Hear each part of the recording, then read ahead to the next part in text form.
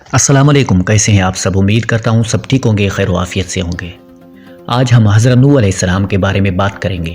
حضرت نوح علیہ السلام اللہ کے ایسے پیغمبر تھے جو تقریباً 950 سال زندہ رہے اور اللہ کی طرف لوگوں کو دعوت دیتے رہے۔ اگر آپ کو اسلامک اسٹوریز میں دلچسپی ہے تو پلیز ہمارے چینل کو سبسکرائب کر دیجئے۔ تو بنا دیر کے ویڈیو کو اسٹارٹ کرتے ہیں۔ حضرت آدم علیہ السلام کے تقریباً 1000 سال بعد نوح علیہ السلام اس دنیا میں تشریف لائے۔ آدم علیہ السلام کے بعد کی نسلیں بہت نیک تھیں، پر تقریباً 1000 سال بعد شیطان نے ان لوگوں کو بہکایا۔ انہوں نے کچھ نیک اور بزرگ لوگوں کو یاد رکھنے کے لیے ان کے بت بنائے۔ اس وقت تو بتوں کی پوجا نہیں ہوئی، پر کچھ نسلوں کے بعد لوگ آہستہ آہستہ ان بتوں کو پوجنے لگ گئے۔ کفر اور شرک عام ہو گیا اور ایک اللہ کی عبادت آہستہ آہستہ کم ہونے لگی۔ تب اللہ نے اس دنیا میں نوح علیہ السلام کو بھیجا۔ اس وقت انسانوں کی عمریں بہت زیادہ ہوا کرتی تھی۔ نوح علیہ السلام نے لوگوں کو اللہ کی طرف دعوت دی۔ سورہ نوح میں اللہ فرماتا ہے، یقیناً ہم نے نوح کو ان کی قوم کی طرف بھیجا کہ اپنی قوم کو ڈراؤ اور خبردار کرو اس سے پہلے کہ ان کے پاس دردناک عذاب آئے۔ نوح علیہ السلام نے اپنی قوم سے فرمایا، اے میری قوم، میں تمہیں صاف صاف اللہ کے عذاب سے ڈرانے آیا ہوں، تو تم اللہ کی عبادت کرو اور اس سے ڈرا کرو، اور میرا کہنا مانو تو وہ تمہارے گناہ بخش دے گا۔ نوح علیہ السلام تبلیغ کے سلسلے میں بہت محنت کیا کرتے تھے۔ دن رات لوگوں کے گھروں اور اجتماعات میں جا کر انہیں دعوت دیتے تھے، یہاں تک کہ انہیں تبلیغ کرتے بہت سال گزر گئے اور صرف چند لوگوں کے سوا کوئی ایمان نہ لایا۔ نوح علیہ السلام کی قوم ان کا مذاق بناتی تھی اور کہتی تھی کہ اگر تم سچے ہو تو جس عذاب کا تم ہم سے وعدہ کرتے ہو اس کو لے آؤ۔ نوح علیہ السلام کی قوم سال در سال برائی میں آگے بڑھتی رہی اور نوح علیہ السلام کو پریشان کرتی رہی اور کوئی ایمان نہ لایا، صرف کچھ لوگوں کے۔ پھر اللہ نے نوح علیہ السلام کی طرف وحی بھیجی اور فرمایا، آپ کی قوم میں سے جو ایمان لا چکے ہیں ان کے سوا آپ کوئی ایمان نہ لائے گا، تو آپ ان کے کاموں پر غمگین نہ ہوں۔ پھر جب اللہ نے وحی کر دیا اور انہیں بتا دیا کہ اب کوئی ایمان نہیں لائے گا، تو انہوں نے اپنی قوم کے لیے بد دعا کی کہ اے میرے اللہ، تو کسی منکر کو روئی زمین میں زندہ نہ چھوڑ اور مومن مرد اور عورتوں کو بخش دے۔ نوح علیہ السلام نے جب اللہ کو پکارا تو اللہ نے نوح علیہ السلام کو ایک بڑی کشتی بنانے کی وحی کی، لیکن وہ نہیں جانتے تھے کہ وہ اتنی بڑی کشتی کیسے بنائیں گے۔ تو اللہ نے جبریل علیہ السلام کو ان کی مدد کے لیے بھیجا۔ نوح علیہ السلام پہاڑ پہ رہتے تھے، ان کے آس پاس درخت نہیں تھے، نہ ہی پانی تھا۔ انہوں نے بہت سے درخت اگائے، پھر ان کو کاٹا اور پہاڑ پر بیٹھ کے کشتی تیار کرنے لگے۔ لوگ جب نوح علیہ السلام کو کشتی بناتے ہوئے دیکھتے تو ان کا بہت مذاق بناتے اور کہتے، یہ کیسا پاگل ہے جو پہاڑ پہ کشتی بنا رہا ہے۔ دھیرے دھیرے بہت محنت کے بعد آخر ایک دن وہ کشتی تیار ہو گئی۔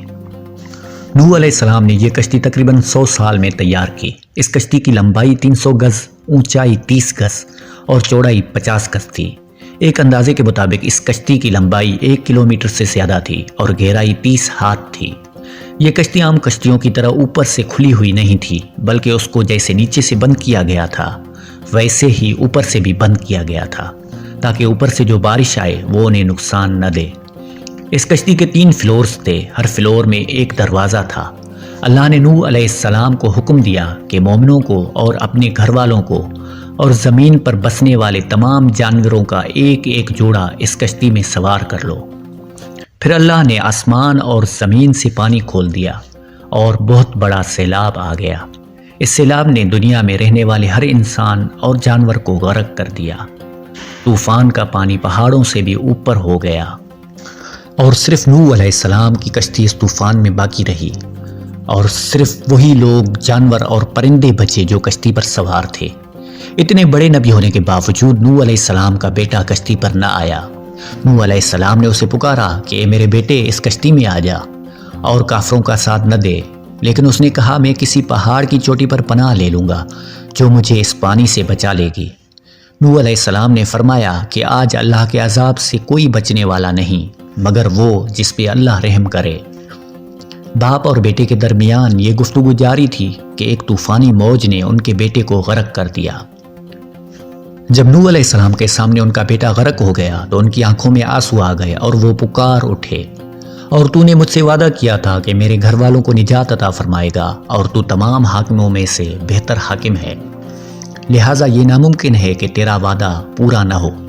تو اللہ نے فرمایا اے نوح وہ تیری اہل سے نہیں تھا کیونکہ وہ کافر تھا اور کفر نسب کو ختم کر دیتا ہے۔ اللہ نے نوح علیہ السلام سے فرمایا آپ ہرگز وہ چیز نہ مانگیں جس کا آپ کو علم نہیں۔ تو نوح علیہ السلام یہ بات سمجھ گئے اور فوراً اللہ سے توبہ کی اور فرمایا اے میرے پروردگار میں تیری پناہ چاہتا ہوں، اگر تو مجھے نہ بخشے گا اور مجھ پر رحم نہ کرے گا تو میں خرابی والوں میں شامل ہو جاؤں گا۔ کشتی نوح علیہ السلام اور ان کے ساتھی اور سارے جانوروں کی نسل کو لیے پانی کی تیز لہروں پر بلندی سے چل رہی تھی، مگر زمین پر موجود ہر چیز انسان، جانور اور پرندوں میں سے کوئی باقی نہ بچا تھا۔ اگر کوئی بچا تھا تو وہ تھے کشتی والے۔ نوح علیہ السلام اور ان کے ساتھی 6 مہینے تک اس کشتی میں رہے۔ آخر اللہ کے حکم سے طوفان رک گیا اور اللہ نے زمین کو حکم دیا کہ وہ پانی نگل جائے۔ زمین نے سارا پانی نگل لیا اور زمین خشک ہو گئی اور کشتی پہاڑ پر جا کر ٹھہر گئی۔ اب انہیں حکم ہوا کہ سلامتی کے ساتھ کشتی سے اتر آئیے، تم سب پر برکت نازل ہوگی اور ان نسلوں پر بھی جو آپ سے پیدا ہوں گی۔